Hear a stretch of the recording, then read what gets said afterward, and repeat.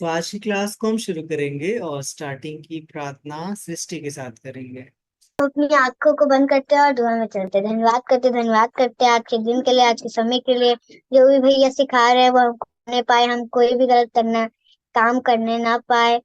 इस छोटी सी प्रार्थना के लिए आपके पवित्र और मीठे नाम से ये प्रार्थना मांगते हैं, आमीन। आमीन आमीन। सो आज हम सीख रहे हैं बुद्धि समझ कैसे बढ़ती है। क्या किसी को पता है कैसे बढ़ती है? बुद्धि और समझ हमें कैसे मिलती है, कहाँ से मिलती है, कैसे आती है, क्या करने से आती है? हम ऐसा क्या करें कि परमेश्वर हमें बुद्धि समझ दे? सब बच्चे एक एक करके बताएंगे।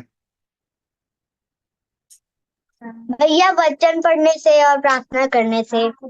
अच्छा, ठीक है। वचन पढ़ने से, प्रार्थना करने से बुद्धि आने लगती है। ठीक है। और कैसे आती है? आपकी बुद्धि समझ कैसे बढ़ सकती है? सब बच्चों को जिनके देखना। पापा की आज्ञा मानने से। हाँ, वेरी गुड। आज्ञा मानने से बुद्धि बढ़ती है। Very good. भैया प्रभु से मांगने से बुद्धि बढ़ती है। क्या करने से? प्रभु से बुद्धि मांगने से ही बढ़ती है। हाँ, बुद्धि मांगने से बढ़ती है। Very good. अनुग्रह कैसे बढ़ती है? भैया बाइबल बाइबल पढ़ने से और प्रार्थना करने से भी बुद्धि बढ़ती है।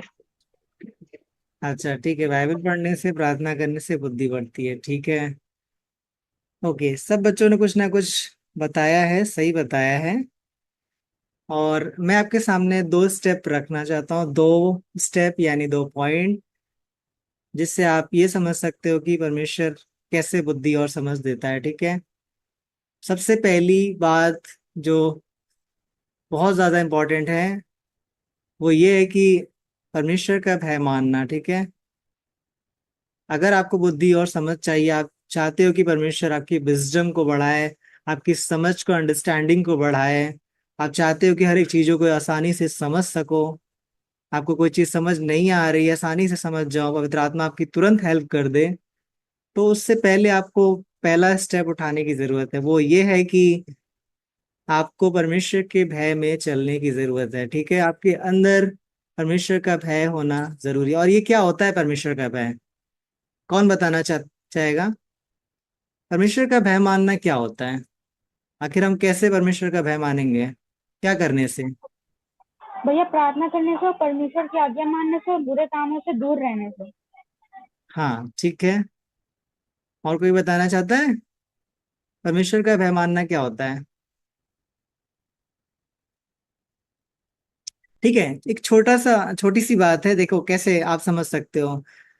कुछ भी जो आप करते हो ना, अगर वो परमेश्वर की आज्ञाओं को अगर आप तोड़ रहे हो ना, जितने भी बाइबल में वचन लिखे हैं, झूठ नहीं बोलना, छोटी छोटी बातें जो होती है, झूठ बोलना नहीं है, चोरी नहीं करना है, ठीक है, किसी से लड़ाई नहीं करना है, गाली नहीं बकना, वो छोटी छोटी जो चीजें होती है ना, उसको नहीं तोड़ना है, मतलब उस आज्ञा को नहीं तोड़ना है। तो यही होता है परमेश्वर का भय मानना। ठीक है।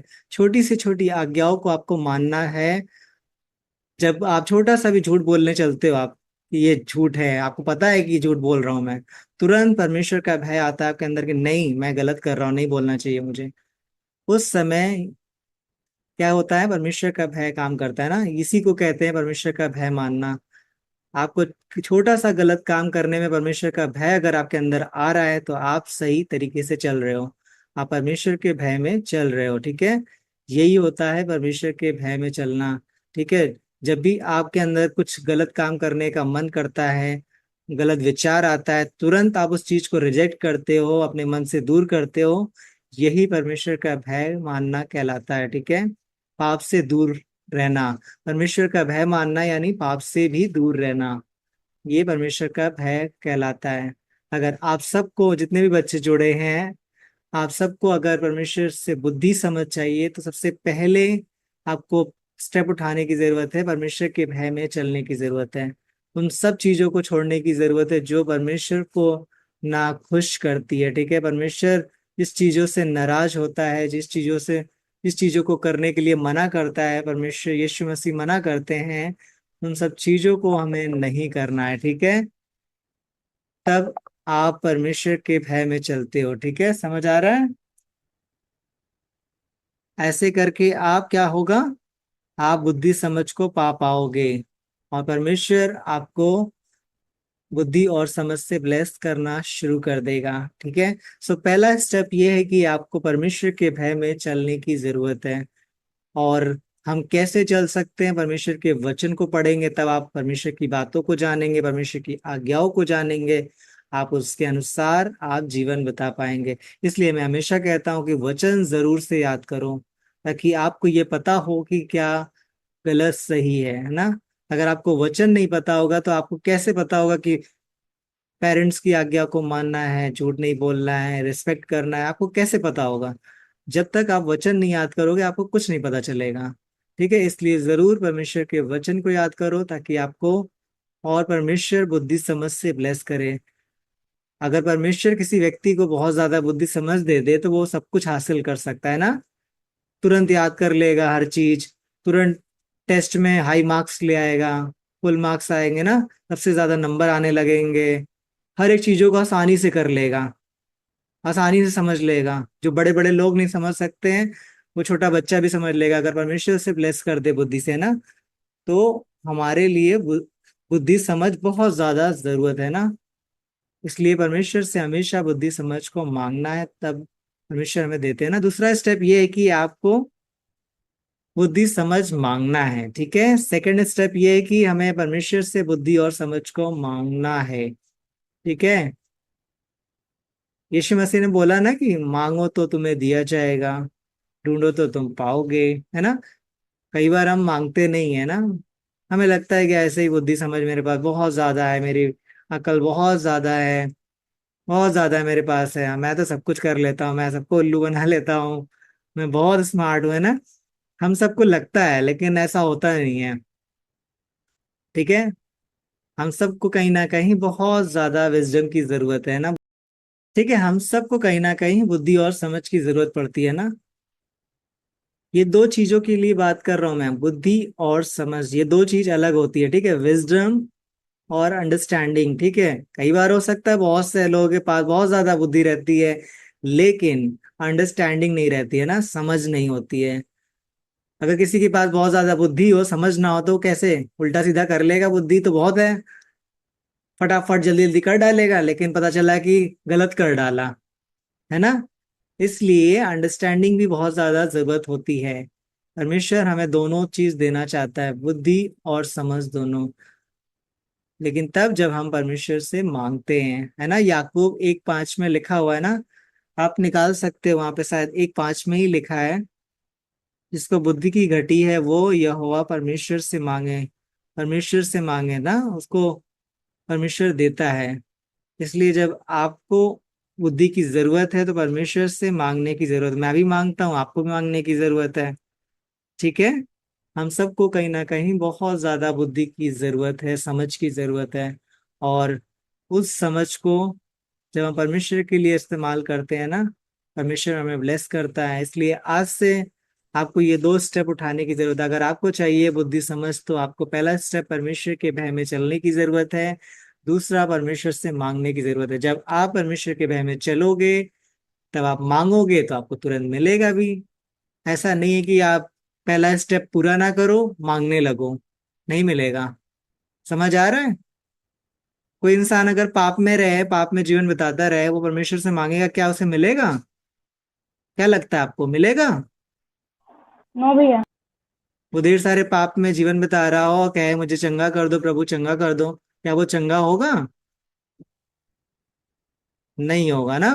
तो पहला स्टेप आपको जरूरत है, आपको वो कदम पहला उठाने की। जब आप परमेश्वर के भय में चलोगे, बुराई से दूर रहोगे, पापों को छोड़ोगे, ठीक है, तब आप परमेश्वर से बुद्धि समझ को मांगोगे और परमेश्वर आपको बुद्धि समझ से ब्लेस करेंगे। और आप देखेंगे अपने आप को, आप सबसे ज्यादा नंबर लेकर आएंगे, हर एक चीजों को आप इजिली सॉल्व कर पाएंगे, कोई भी प्रॉब्लम्स आपके लिए बड़ी नहीं नजर आएगी। आपके पास परमेश्वर ने बहुत सारा बुद्धि समझ दे रखा होगा ना, आप सब चीजों को आसानी से कर पाओगे। जो बड़े बड़े लोग नहीं कर पाएंगे आप कर पाओगे, क्योंकि परमेश्वर जिसे बुद्धि देता है ना, उस बुद्धि के कारण वो इंसान सब कुछ कर सकता है ना। जिसके पास बुद्धि है होती है वो सब कुछ का हासिल कर लेता है ना। सुलेमान के पास बुद्धि थी कि नहीं? वो सबसे दुनिया का सबसे बड़ा और अमीर आदमी बना कि नहीं? बुद्धि की वजह से, है ना? जब हमारे पास विजडम आती है तो हम बुद्धिमानी से बहुत कुछ हासिल कर पाते हैं, और उसके साथ समझ की भी जरूरत होती है। बुद्धि बुद्धि के साथ समझ जरूरी होती है ना। परमेश्वर समझ भी देना चाहता है ताकि हम समझ के हर कामों को करें। ठीक है, आपको जरूरत है परमेश्वर से मांगने की, परमेश्वर के भय में चलने की। और इस बात को हमेशा याद रखिए कि आप बुद्धि समझ जब मांगते हो ना, आप बोलो कि प्रभु मैं आपके लिए इस्तेमाल करूंगा, मैं फालतू के कामों के लिए नहीं इस्तेमाल करूंगा, क्योंकि मुझे बुद्धि समझ आ जाए मैं दूसरों को परेशान करूंगा, दूसरों को नीचा दिखाऊंगा। आपको ये नहीं करना है ना। परमेश्वर से मांगना है कि प्रभु आप अगर बुद्धि समझ देंगे, मैं पढ़ लिख कर आगे बनूंगा, पढ़ूंगा, और एक अच्छी जॉब पाकर प्रभु आपकी महिमा करूंगा, आपको महिमा दूंगा। ठीक है, आपके नाम को उठाऊंगा। है ना, सुलेमान ने कहीं ना कहीं बहुत प्रभु के राज्य को बढ़ाया है ना। इसलिए जब आप परमेश्वर आपको बुद्धि समझ देता है, उसके राज्य को बढ़ाना है, उसे महिमा देना है, उसे आदर देना है। ठीक है, सो आपको समझ आ गया कि नहीं समझ आ गया? 2 स्टेप। पहला ये कि परमेश्वर के भय में चलना, दूसरा परमेश्वर से बुद्धि समझ को मांगना, तब हमारी बुद्धि समझ बढ़ती है। सबको समझ आ गया? यस भैया।